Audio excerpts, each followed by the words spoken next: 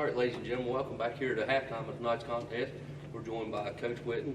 Coach, then we're going to do the Cyclone Touchdown Club's senior spotlights as a whole. And if you don't mind, we'll get on each senior, and we'll speak just a little bit about each of the 13 seniors that's had a great contribution to this program. Well, I think that, ultimately, football team's led by your seniors, and so, you love for kids to stay in your program for 4 years. You start out as young boys and you leave as grown men, and seniors sometimes, and you go through things. You may have one leave your program and for a year and then come back. But ultimately, it's about the contribution that they've made, and so we'll get things started with first guy numerically is Cade Russell. Words can't describe, coaching a kid like Cade.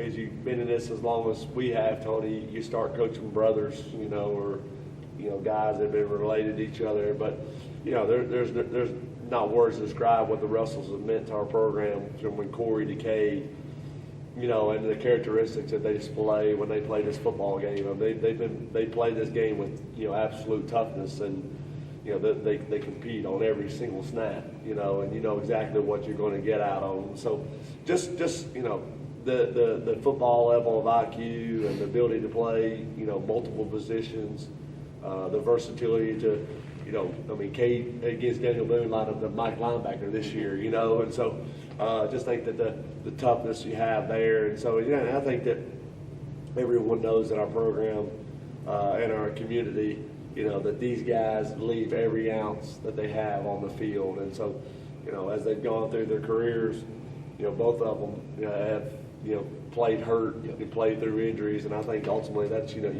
the end of the day, when the game's on the line, you can count on guys like Cade Russell. And so, you're just indebted for those guys and what they've done, for our program over 4 years. And so, next guy we'll talk about is Eli Williams. I think we know what Eli has brought to our program, being here for 2 years.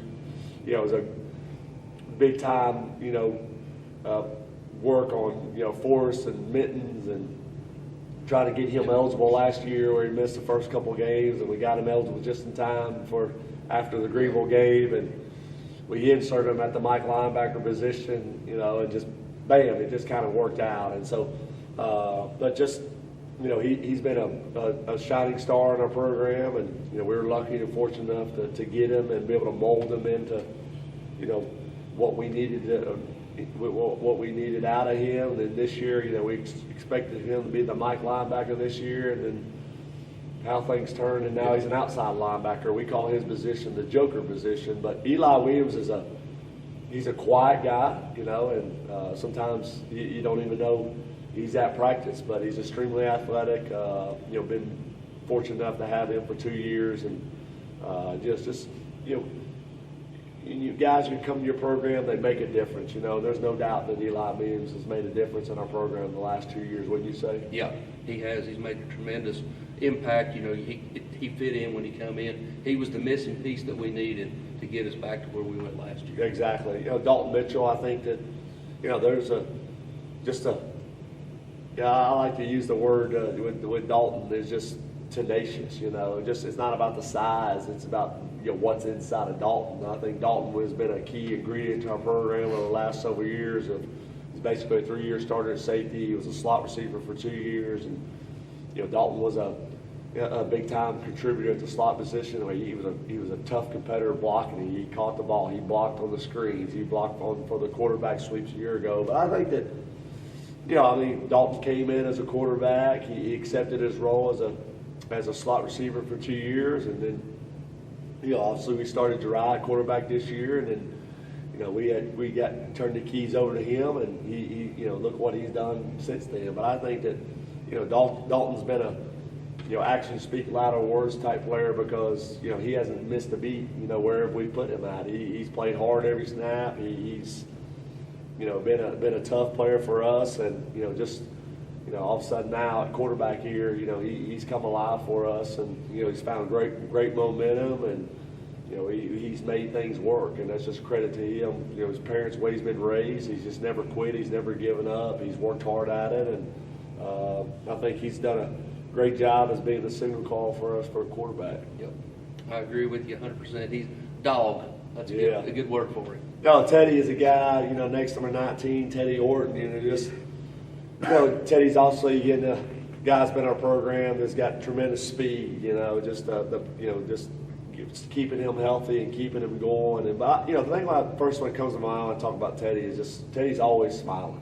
He's a great guy to coach because he's always smiling. And so when you pass him in the hallway, you pass him on the road, you see him out track, you go to the ball field, he's got a smile that's contagious. And I think that when you coach guys like Teddy, they make you as a coach want to get better. They hurry up and get to practice the next day because you're so excited to coach guys that have great attitudes.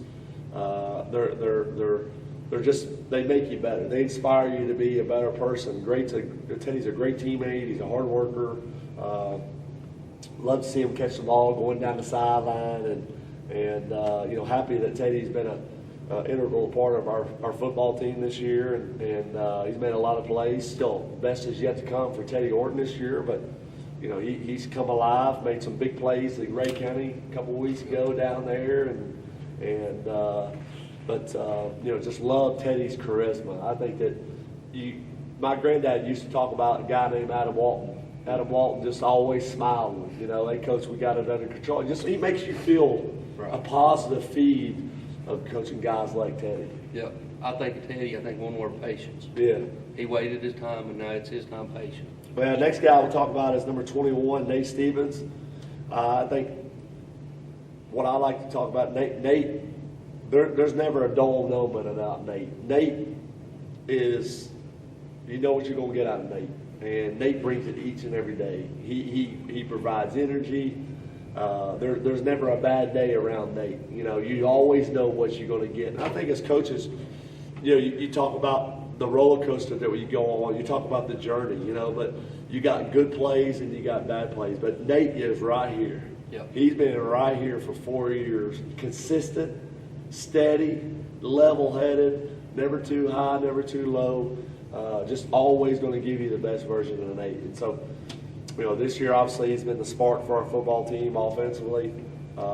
He sets the tone. He's a tone setter for me. Like when I see Nate coming in to work, I know exactly what I'm going to get out of him. And so I think his intangible is he makes other people around him better. He does. When I think Nate, one word, he keeps you on the edge of your seat because he could break one at any time. Well, it's exciting to watch him run. It is exciting watching him run. I think last year he came on so strong as a corner.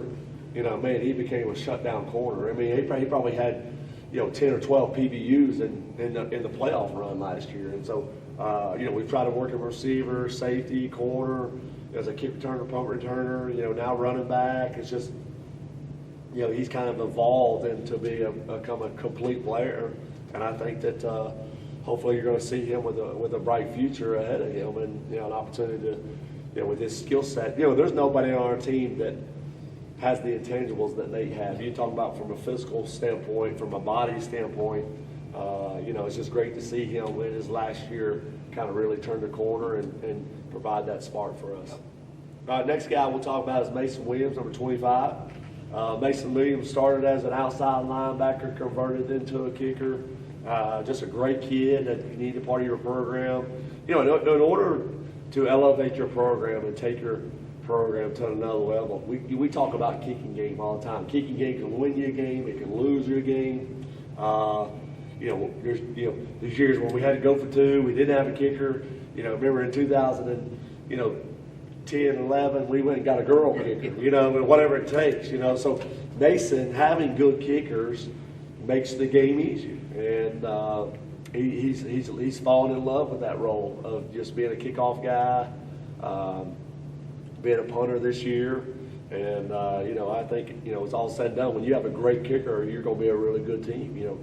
You show me your special teams, you show me what kind of team you have. You show me your special teams, you show me what kind of culture you have. When you have good special teams and you have good kickers, then you're going to go a long way and have a good program and so on. But I think, we talk about all these seniors, Tony. I mean, on the field, off the field. I can't think of one headache that these guys are providing me, where I've got an email about class or their discipline issues, and just, man, they've been the forefront of our program just every day. You know exactly what we're going to get out of them. And guys like Mason, a lot of these guys will come from great families, but Mason is a good student, and kickers, we know sometimes stay on the opposite end of the field. Nobody knows them until they miss an extra point or a field goal or shank a punt, or a return gets returned back for a touchdown. But it's a lot like a coaching position. It's a lonely feeling sometimes to be a kicker. A lot of times you get pushed to be on the other side there, but we love having great kickers. And like I said, I think these guys are going to win big time football games as it comes forward. Next guy we'll talk about is Colin. Colin falls into that same thing. He's just been a manager for several years there, and our team's kind of taking him underneath our wings, and just happy for Colin and being a part of our program. And then also he's made some kicks in the JV games, and just happy what he's been able to do. And that's ultimately why you coach, is make a difference. But I think a lot of times when you coach, we try to make a difference on them. Ultimately, they end up making a difference on us, and I think that's really what it means to be a team, and having guys like top Colin out there and being able to kind of get a play here and there. And kind of when you think back of the 2022 season, we'll think about Big J, we'll think about a kick to Colin, we'll think about Brad scoring a touchdown, run.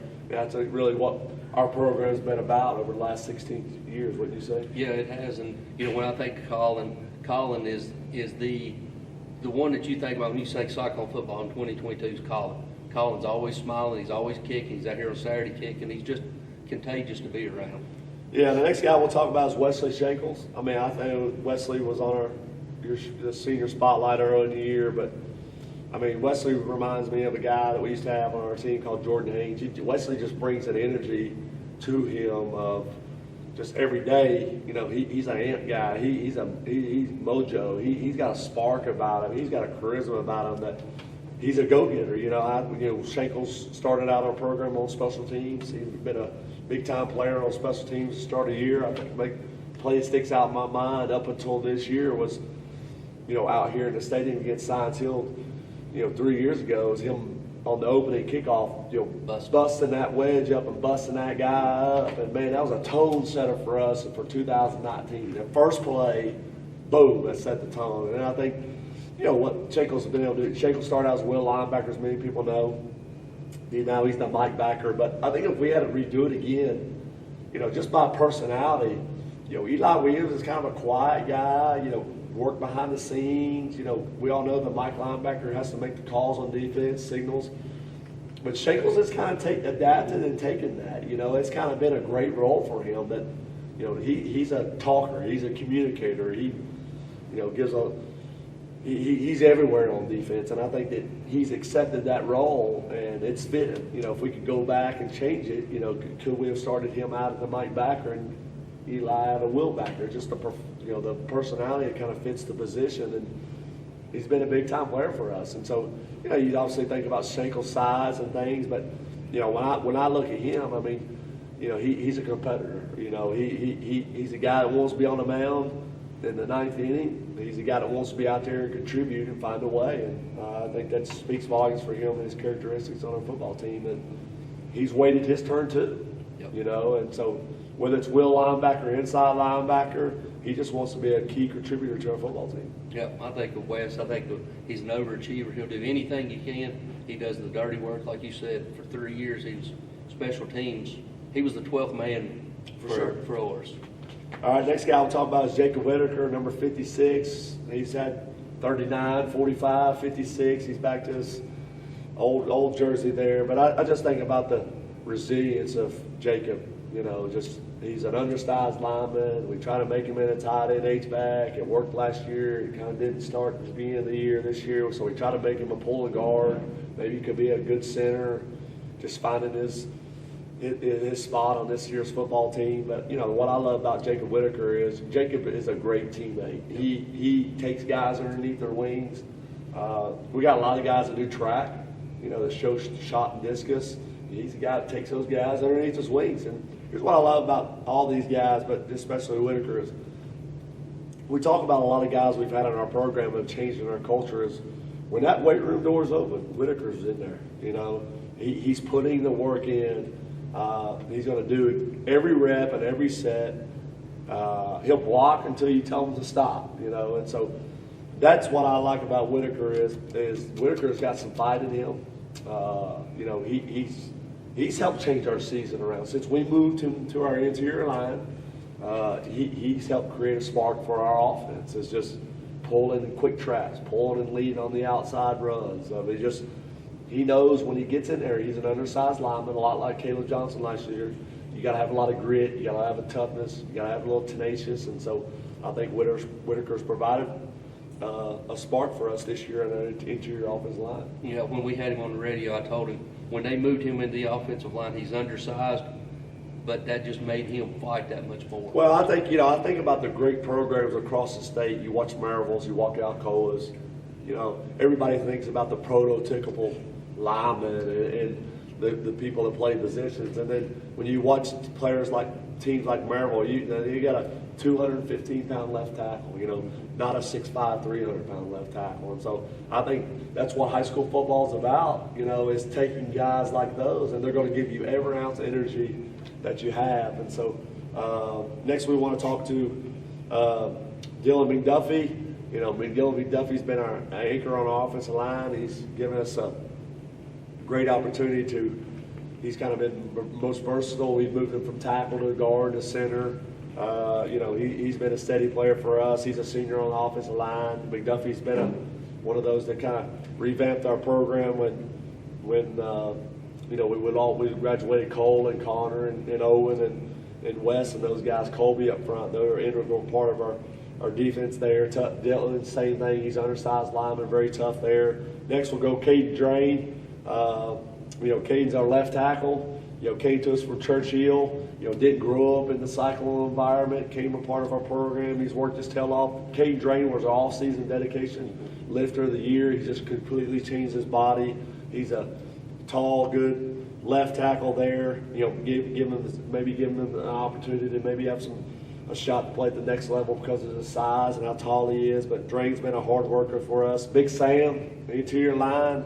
You think about Big Sam, you think about all the struggles that he's gone through with his knees. You know, he's done a great job of just battling.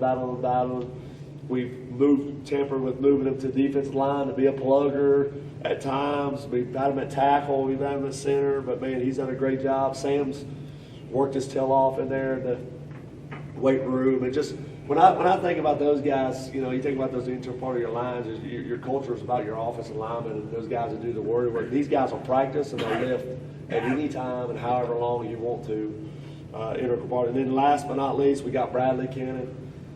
Just a guy that's a lot like Cade.